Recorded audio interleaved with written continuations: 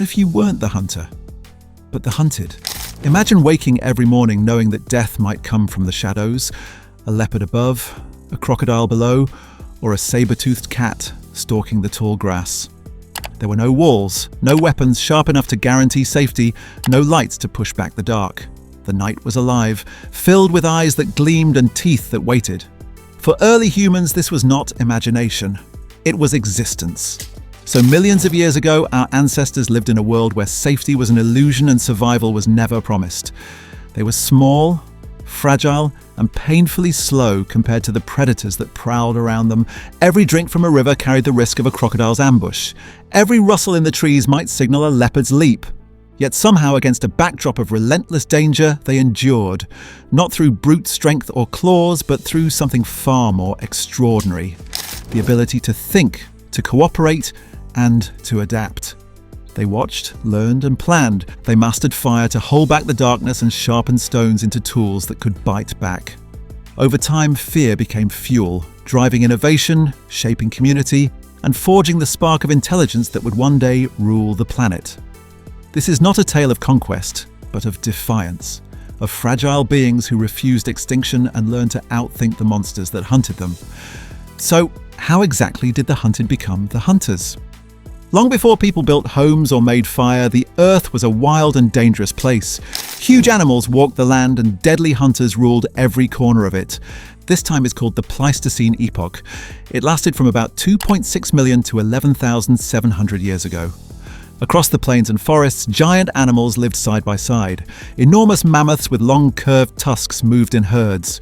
Woolly rhinoceroses with thick fur and strong horns grazed on tough grass. Giant deer lifted antlers wider than a man was tall. These creatures looked powerful, but they were not safe. All around them lurked hungry predators. Big cats like leopards, cave lions, and saber-toothed tigers were the top hunters.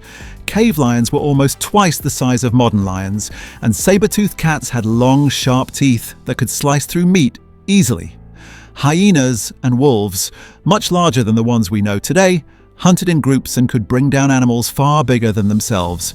But the danger wasn't only on land. In rivers and lakes, giant crocodiles waited quietly for anything that came close to the water. Even the sky wasn't safe. Huge eagles and vultures with wings as wide as a car could swoop down and carry off small animals, or even children. In this world, early humans were small, slow, and weak compared to these beasts. They were not strong hunters yet. Instead, they spent their days trying to survive.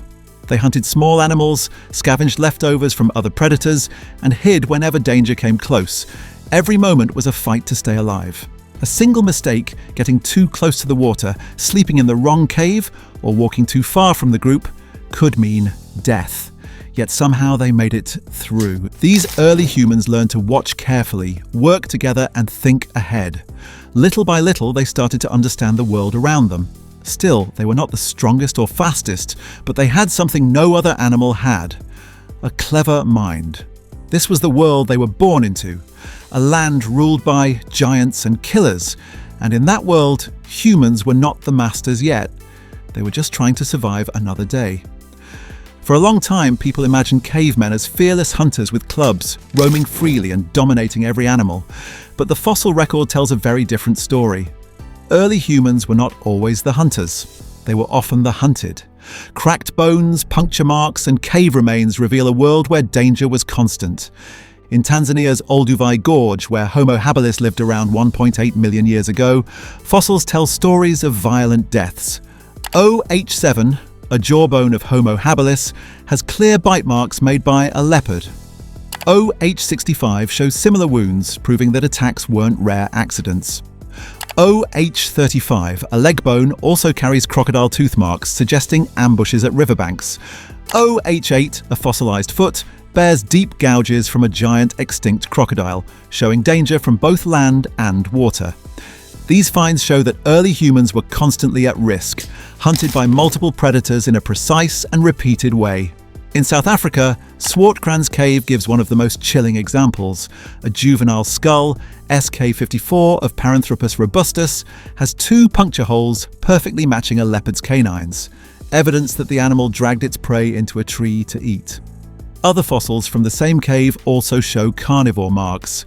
Archaeologist C.K. Brain's work in the 1970s revealed that many caves were not safe shelters for humans, but hunting grounds for predators. At Sterkfontein, fossils like a femur called St. W598 show deep tooth marks, while several vertebrae were chewed through by hyenas and large cats. Nearby Drimolen Cave tells a similar story. Female Paranthropus robustus fossils have bite marks matching leopards. Fossils of the predators themselves were found nearby. Leopards, hyenas, and wild dogs, as if the entire hunting ecosystem was preserved in stone. Then came a revelation that predators didn't just stalk from the ground. The famous Taung Child, a fossil of Australopithecus africanus, bears puncture marks and scratches identical to those made by modern crowned eagles. Microscopic analysis confirmed talon impressions and feeding patterns, showing that even the sky was not safe. At Makapansgat, fossil evidence reveals vast accumulations of hyena bones mixed with human remains. The powerful hyena Makapani and the extinct crocuta brevirostris dominated these caves, dragging carcasses, human and animal alike, into their dens. Even at Cromdry, bite marks on Paranthropus robustus fossils prove that danger was everywhere for every species in every generation. Together, these sites show a clear truth. Early humans lived under constant threat. Every cave, river, and open plain was a battleground, and survival required more than strength. It required cunning, alertness, and cooperation. Early humans were small and weak compared to the giants and killers around them. They didn't have claws, sharp teeth, or speed, but they had something far more powerful: their brains. Humans learned to survive by thinking. They moved in groups, shared lookout duties, and used vocal warnings to alert each other of danger. Their growing brains allowed them to plan ahead, setting traps, placing guards, and predicting where predators might strike. Working together was their strongest weapon. The discovery and control of fire changed everything. At Wonderwerk Cave and Cavemen Cave, archaeologists found evidence of controlled burning. Fire became a fortress. It kept predators away, lit the night, cooked food, and gave warmth.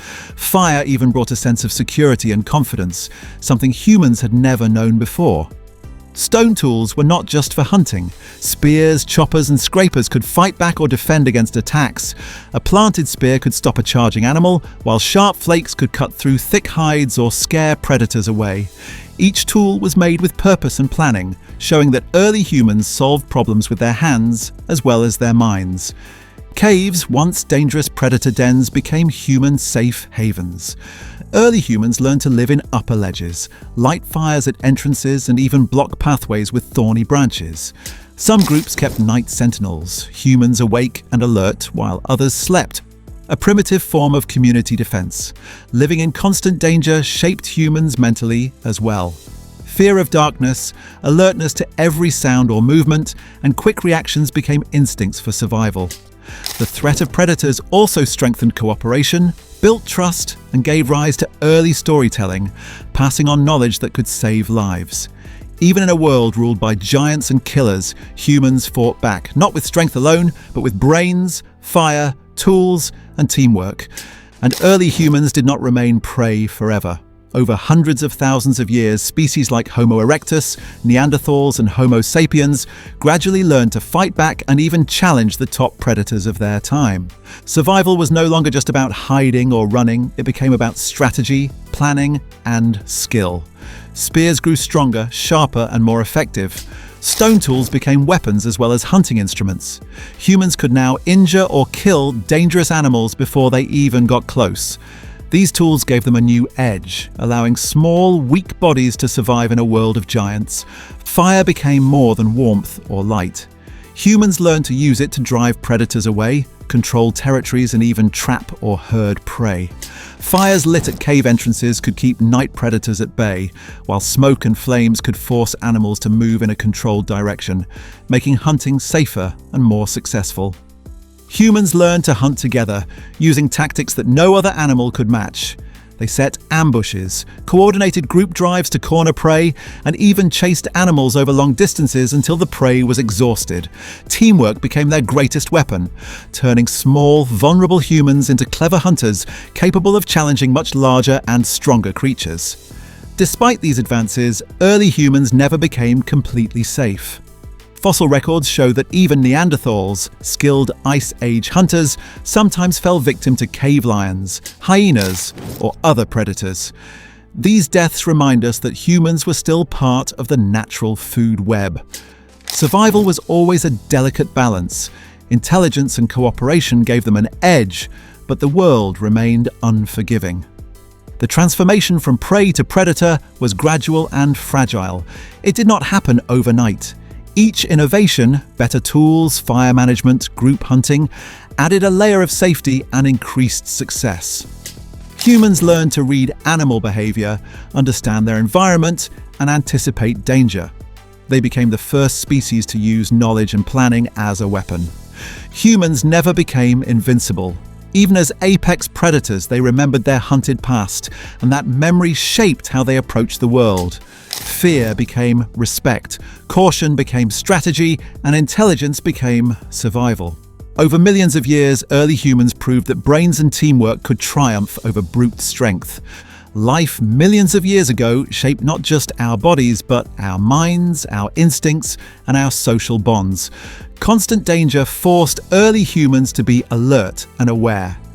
This same vigilance that kept them alive also sparked curiosity, planning, and problem-solving. Watching for predators taught humans to predict, strategize, and innovate, skills that later allowed them to hunt, build, and survive in new environments. Every scar, every bone punctured by predator teeth, and every close call carried lessons. Humans learned fear, but also courage. Fear taught them to survive. Courage taught them to fight, adapt, and thrive. Early humans learned that strength alone wasn't enough. Teamwork, planning, and cleverness were essential. In the end, the predators that once stalked them did more than threaten their lives. They shaped what it means to be human. So how much of who we are today was forged by being hunted millions of years ago? The cavemen of popular imagination were never just hunters. They were hunted, chased, mauled, and tested by a world that offered no mercy. But through intelligence, unity, and fire, they rose above fear itself.